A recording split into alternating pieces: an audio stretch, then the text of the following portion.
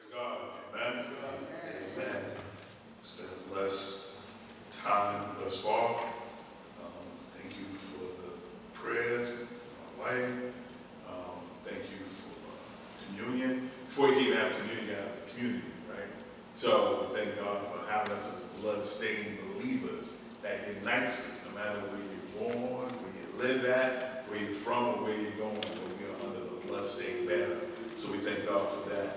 I'm just going to say a quick prayer for the word of God. Father God, we ask that you speak to me, speak through me, speak for me. Put Jesus in the foreground, put me in the background. Help us to dialogue, find common ground through the aid of the Holy Spirit. Help us to reach higher ground. In Jesus' name we pray. Amen. Amen. Amen. Give it up for God. Wake you up this morning. Close in your relative right mind. Give you another opportunity to be here.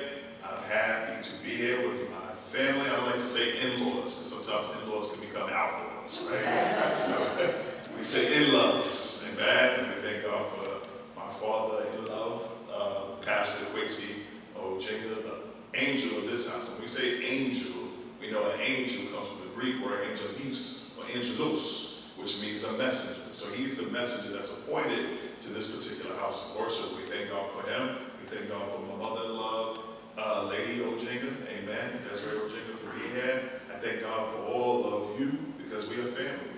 And a lot of times people go, that's not my blood relative. But when you're in the house of God, you are blood relatives because we're covered by the blood, united by the blood, and together we'll have the victory if we continue to talk about and live under the blood. Amen? Amen. Thank you, wife, for that introduction. We're not going to waste the time, but we're definitely going to utilize the time to the best of our ability.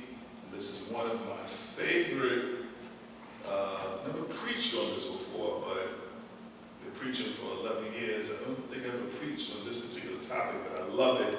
It's coming from the Synoptic Gospel of Mark. It's coming from Mark, the 5th chapter. I'm going to start at the 26th verse. I don't know if we can see it today, but when you get a chance, I encourage you to read it in your leisure. If you have your Bible, you can read it with me. Good. Wait, Mark has it. We're going to start, and then we'll be coming from the NIV, Mark 5:26, and it reads as thus, she has suffered a great deal under the care of many doctors and had spent all she had. Yet instead of getting better, she grew worse. When she heard about Jesus, she came up behind him in the crowd and touched his cloak. Because she thought, if I could just touch his clothes. And the King James, it says, the hem of his garment, I will be made whole. In this case, I will be healed. Immediately her bleeding stopped and she felt in her body that she was freed from her suffering. At once, Jesus realized that power had gone out from him. He turned around in the crowd and asked, who touched my clothes? You see the people crowding against you, his disciples answered, and yet you can ask who touched me? But Jesus kept looking around to see who had done it. Then the woman, knowing what had happened to her, came and fell at his feet, and trembling with fear, told him the whole truth. The last verse, he said to her, daughter, your faith has healed you. Go in peace and be free from your suffering. Amen. And thank God for the word of God, for the people of God. And that brings us to the message this afternoon. It's entitled, Just a Touch. Faith, healing, and the restoration of blood. Just a touch. Faith, healing, and the restoration of blood through Jesus Christ. 12 years to be suffering is a long time. 12 long, agonizing years is a long time. There was a film a couple years ago that was based on the true story of a slave who was held. He was a free man, but he got tricked. His name was Solomon Northrop. And he got tricked by some of his demented Caucasian brothers, and they drugged him, took him from the north, put him in the south, and he was in slavery for 12 years. They made the film. He wrote a book after he got his freedom, and he entitled the book, actually, 12 Years as a Slave, and then they made it into a motion picture a couple of years ago. I think it won an Academy Award, so on and so forth. 12 years, when you break it down, is 4,383 days. Break it down into months, that's 144 months. Break it down to weeks, that's 624 weeks. Break it down to hours, that's 105,192 hours. 12 long years. Here was a woman suffering a disease. She was hemorrhaging. She was losing blood, and the blood was coming out of her. There was no one that could cure her. And in the Hebrew culture, the Israelite culture, or even some call it the Jewish culture, she would have been considered unclean. Now, if you look, and we go into Leviticus, where it talks about these Levitical laws, and the Leviticus is named after the Levites. And the Levites were the priests, and then the priests, they were the tribe that dealt with certain laws of conduct for the Israelites under Moses' reign. So if you look at Leviticus 15:19, it can shed light into what this woman suffered, just to give you an idea. Leviticus 15:19.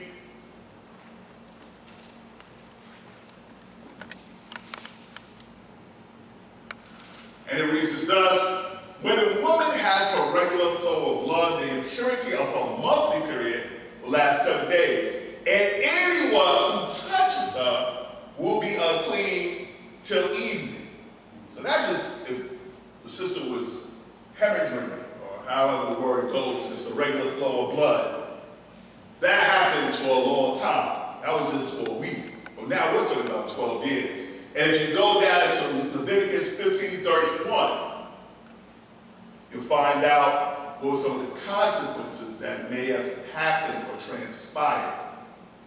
You must keep the Israelites separate from things that make them unclean, so they will not die in their uncleanness for defiling my dwelling place, which is among them. So for 12 years, this woman was what you would call a societal or social outcast. She wasn't allowed to interact with any of her neighbors who might have been going to the temple. She was ostracized, isolated. She couldn't go into the marketplace. She couldn't probably go to the job. She couldn't really probably have interaction with her husband or her children. So not only is she blocked out and isolated from the community and her family, it happens in 3 ways. She's isolated from the house of employment. She's isolated from the house of worship. And she's just plain isolated or quarantined in her own house where she lives. And this happened for 12 years. In fact, Mark talks about how this woman spent all of her money trying to get this cure, trying to find an answer to her problem, trying to stop the flowing of blood. And blood is symbolic because we know that blood represents life. Pastor Quasey was talking about that earlier. Without the shedding of blood, there was no remission of sins. And in the Hebrew, the Hebraic, or the Judaic, or the Israelite culture, blood was very important to them. In fact, they would do things with the blood just to be clean. But now this sister is losing blood. She's considered to be impure. She's considered to be dirty. To use street vernacular, some people would say she was a nasty woman, if you will. And because of all these feelings towards her, she's blocked. She's isolated. You can imagine, I heard my wife talk about rejection. Rejection hurts. It's not a good feeling to be rejected by people. Rejection hurts. It's not good to be blocked and isolated because of something that you cannot control. And we also know that while this was hurting her on an emotional level, we also know that blood has more than just an esoteric or spiritual definition. It also deals with one's health. Blood is of 3 living cells which support and maintains our body tissues. We have red blood cells, which are filled with hemoglobin and carry oxygen from our lungs to the rest of our body. We have white blood cells that defend us in our body against infection. We have platelets that help blood clots. So basically, if you are losing blood, your body is prone to attacks. Your body is prone to weakness. Your body is prone to disease and ailment, which ultimately can lead to your death. So now, spiritually, she's losing blood, but we know this was a physical problem she's facing, that she's losing the blood. So now, forget being ostracized. Let's just get with health. She was probably anemic. That means she had no energy. That means she was weak. That means she was tired. And here she is on the crowded streets. Here she is on a busy time of the year. But yet, she's still reaching towards Jesus. Yet, she still has the mind to reach for our Savior. Yet, she knows that she can find healing. Now, they say she spent all her money, tried to go to all the best doctors, the best physicians, the best medical experts, and to no avail. In fact, they said she didn't get better, but those of you who know what the scripture said, it says she got worse.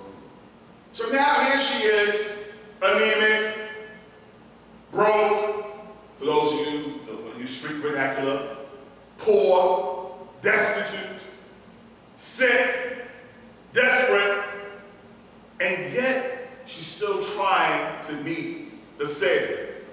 And that's where Christ wants us sometimes. Sometimes we need to be broken. Sometimes we need to find ourselves in a state of desperation. Sometimes he wants us to hit rock bottom, because when I've been told in life, sometimes when you're at the bottom, there's no way to go but up. She's pushing her way through. Desperation. Pushing her way through. She's weak. Desperation. But yet she has a mind that if she could just touch his clothes, the hem of his garment, just a touch, she'll be made whole. And a lot of us, we don't understand the value, because a lot of us haven't been in desperate situations. A lot of us have a 401k plan. A lot of us have money in the bank. A lot of us might have luxury and this and that. But when you are in a situation, I don't know if you've ever been through that, when you down to your last dime or dollar, this and that, no one to call, no friends, no family, doctors can't help you, lawyers can't help you, no one can help you. That's when you got to open up your mouth and cry out for help. Politicians can't help you. That's when you got to not look to the electoral votes, or look to the election, or look to the hills like Capitol Hill. But you want to look to the hill from whence cometh your help. I wish somebody know what I'm talking about this afternoon. And as this woman is doing all this, early in that scripture, there's somebody else who's asking for help. His name is Jairus. And he was pleading for his daughter and their little situation. And then there was other people gathered around Jesus, because the word had traveled that Jesus could heal them. Jesus could make them whole. So people gathered. Some people heard about his little miracle with 2 fish and 5 loaves of bread, and they said, you know what? We might get a man out of this deal. There was people there for different reasons and different excuses to be there. But this woman wasn't focused on that. And that's what God wants us to be. When you come to worship, don't worry about what sister so-and-so is doing. Don't worry about brother so-and-so. You got to have a one-track mind. Say, I'm coming here to worship God. I'm coming here to serve the Lord. I'm coming here to get my healing. And this woman couldn't worry about the people ostracizing her, because she was already ostracized. She couldn't worry about people judging her. She was already judged. But in that act of desperation, maybe somebody had told her about it. Maybe she heard it in the outside of the gates where she was quarried blocked from hearing, but maybe she heard something. And she says, I know if I could just touch the hem of his garment. Now, a lot of people say, well, why would she say touch the hem of his garment? Well, you got to realize this was part of their culture. See, the Hebrew priests, or the Jewish priests, however you want to call them, they used to have certain fringes on their clothing, right? And when they would walk around, so they had bells attached. So when they go into the Holy of Holies, and if they weren't living right, they got struck dead. That bell stopped moving. You know what they do, right? They just drag them out, put them out, put them out, put them out. So they knew that there was some type of healing in those fringes, or at least they thought it was. So this sister knew that Jesus was the ultimate healer. She had enough sense. She might not have been into the fancy seminary schools. Maybe she didn't go to the finest churches. Maybe she didn't get to go to the house of good news, worship and prayer and Bible study. But she had enough sense to know who Jesus was. In 2019, a lot of us got Bibles on our phones, Bible apps on our computers, and we still don't know who Jesus is. You got some of the top scholars in the world teaching in seminaries, turning them into cemeteries. This is dead. Don't even believe in Jesus, but they got enough sense to talk about the philosophy and the philosophical ruminations of the Christian faith and this and that, but they don't even believe in it. Here, this woman, 12 years, isolated, destitute, don't have a family, don't have the qualifications. She got more theology than some of those professors right now because she recognized who the Savior was. She was more intelligent than the Pharisees and the Sadducees, the very people who were judging her and telling her she couldn't come in. And in this patriarchal society, we know that some of the times like, why is this woman even here? This was an all-male affair. But she was still willing to break those barriers because she wanted to be healed. Just a touch. That's all we really need. It don't take a whole lot of stopping and banging head on the wall. I mean, if that's after worship, you do you, I do me. That's fine. But all you got to do is just a touch. Just a touch of our Savior. He'll be made whole. So once she touched him, something miraculous happened. Right then and there, the bleeding stopped. The flow stopped. She was healed. And if you want to really be esoteric, we talk about 12 years.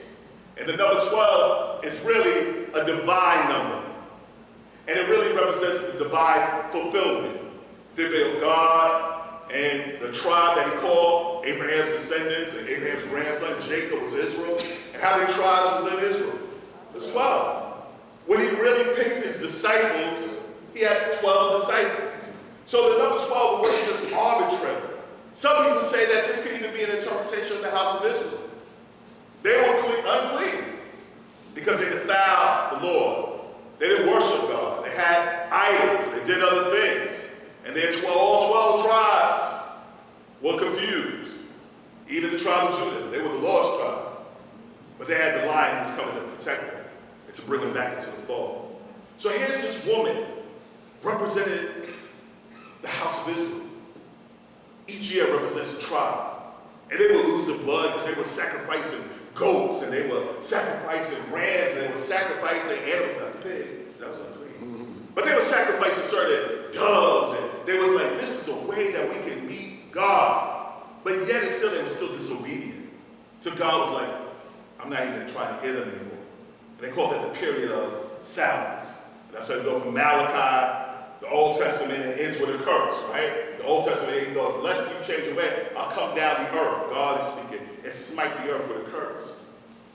But God in his love and mercy and his grace is always trying to reach out and trying to heal and trying to bring you back in the family, trying to look out for not just you and me, but the entire world, regardless of your race, creed, and color. Regardless of your gender, regardless of your financial situation, he wants us all to come back. So here, this story takes a deeper esoteric meaning. It represents the house of Israel, who was losing blood, was still unclean, still reaching for God. But they had faith. In the Bible, there's many citations which he said, thy faith will make you whole. So now we go back and we look at this woman. And she touches the hem of the garment and she's made whole. She's restored. She's healed. And that's all it takes, just a touch. Just touching the hem of his garment. Just touching the surface of Bible study. Just touch, I mean, you should go deeper. But just touching and agreeing with somebody. Just touching it, calling on his name, whether it's on the prayer line. Just do it just a little bit. Mustard seed faith. That'll bring you back. So now she's healed. And she does what a lot of us would do. She's trying to get out of there as fast as she can. Because she knew if people recognize her, hey, wait a minute. Hey, that's the unclean lady. That's that dirty lady. That's that sister who got the issue. And no matter what your issue is, God can make you official. Oh, come on in there. No matter what your issue is, God can make you official. Amen. And he can restore you. He can redeem you. He can remember you. And when we talk about remembering you, we're not talking about rote memorization. Like, oh, I remember her name and her face. No. Remember means putting you back into the members of a body, putting you back into the church. Remember me. Put me back in right standing. Remember me. Put me back in fellowship with the family of believers. Remember me. Put me back in the body of Christ. Because it's not an organization, but it's a living organ. In fact, it's an organism. And we're living and functioning as a body. Some of you might be the feet. You're going out to visit. Some of you might be the hands. You're the praises. Some of you are going to use your hands to build. Some of you are using your hands to help. Some of you use your mouth to sing praise and preach the word of God. Some of you are just listening and hearing, but then you're going back and sharing. Some of you are seeing because you're doing what God told us to do. You're watching and praying. So now she's being remembered, she's restored, but she's still a little afraid. She walks away. And Jesus said, wait, whoa. I felt that power leave me. I need to know who touched me. Now, a lot of people say, why was he doing that? Was he trying to shame her? Was he trying to make her feel bad? Was he trying to, as some people say in the street vernacular, blow up her spot? Was he trying to put her out there, if you will? But he wasn't doing any of that. He wanted to make a point. In teaching, we call it a teachable moment. There are certain moments that goes outside of the plan, the lesson plan that we have written for the day, or tomorrow for the people. He wants us to go outside of that, and we find a moment where we go, oh, I can use this to teach my point. It's a teachable moment. So he wanted to have a teachable moment, not just for that woman, but also for the benefit of all of those who were there. So he says, who touched me? And the disciples, and their ever-present ignorance, because we like that sometimes. Don't be too harsh on the disciples. They were bad brothers. But they didn't really know Jesus like he knew himself.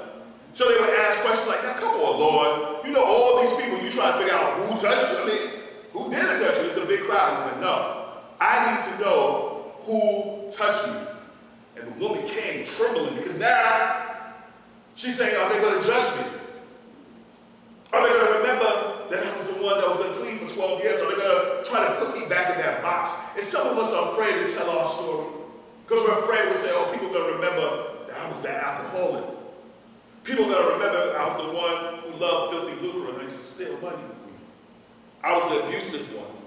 I was the cursor. I was the glutton. I was the drug addict. But God wants you to know that when you are healed and remembered by him and restored, your mess becomes a message. Amen. Your ratchetness has been cleaned and now it's righteousness. Your glory becomes glory. Oh, come on, give it up for him. Your gossip becomes a gospel, becomes good news. So God was like, no, I need to ask a question. And she came like we should do humbly. And she was trembling. She said it was me and she confessed the whole thing. And he said, daughter, thy faith has made thee whole. Now let's break that down for a minute. Give it up for God. Hallelujah. He said, daughter, because for 12 years she was Mrs. X, unknown. For 12 years she was the outcast. For 12 years she was isolated. For 12 years she was labeled or deemed unclean. And some people would love to put you back in your box. But God said, no. They are part of my family. She is my daughter. And you go back into Isaiah and talk about him being the everlasting Father. So now he said, no, this is my child. So he said in front of all these people, I don't know how old that woman was, but it doesn't matter how old you are. You can be in your 60s, 70s, 50s, 40s, 30s, 20s, 9. It doesn't matter. We are all children of the Most High God if we humble ourselves. So now he goes, daughter, thy faith has made thee whole. Because he wants to let her know that the healing wasn't necessarily in the hem of his garment. The healing was definitely not in those doctors' prescription pills. The healing wasn't in the money that she had spent and wasted because it didn't work. The healing was because it took something from her. And that's what God wants us to do. Our faith will heal us. The just shall live by faith. Faith is saying, Lord, I trust you. I don't understand where I'm going. This is what you're telling me to do doesn't make sense.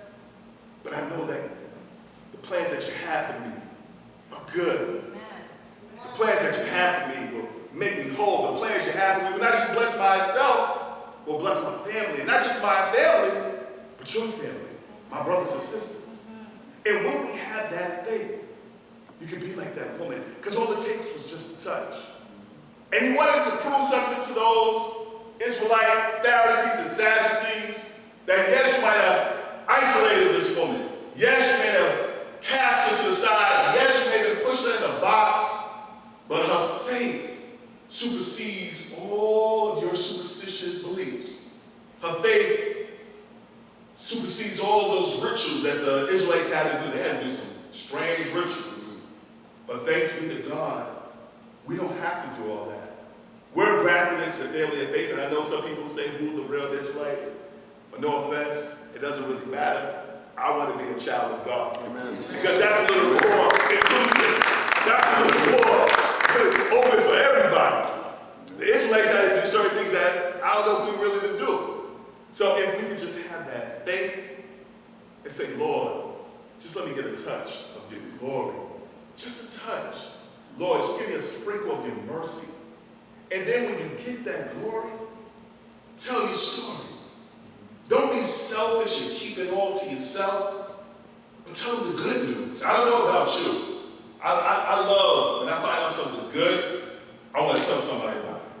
If it's a good restaurant, I want to tell you about it. If it's a good film or play I saw, I want to tell you about it. If it's a place where I love my job, I want to tell you about it, especially if they're hiring. Hey man, you might want to check it out. I love it. And if we can do that for secular things, it shouldn't be hard for us to do that for God. Don't worry, people are judging you. Oh, she thinks she's holy. Yes, she is holy. Oh, he thinks he's saved. That's not saved by his grace. He thinks he's perfect. No, but I know who is. He thinks he's sinless. No, but I know I should sin less. When we know who God is, all we need is just a touch. Give it up for God. As I go back to my seat, I want you to realize that we are under attack as a church. We are being bombarded every day with bad news and wars and rumors of wars, but the beauty is, this has already been prophesied. My father is a brilliant playwright. I know Brother Joseph and the way they're in his latest play, and they're actors and actresses. And Shakespeare had said, the world is a stage and all of us must play our part, right? But the beauty of this play called life, we already know how it ends. All we got to do is hang on in there, play our part, and while we're out there, try to bring other brothers and sisters to the true life-affirming gospel, the good news of Jesus Christ. Thank you for a few moments of your time. God bless you. Keep trusting, keep praying, tell the good news of Jesus Christ. Amen. In the hands of Pastor Jim. Amen.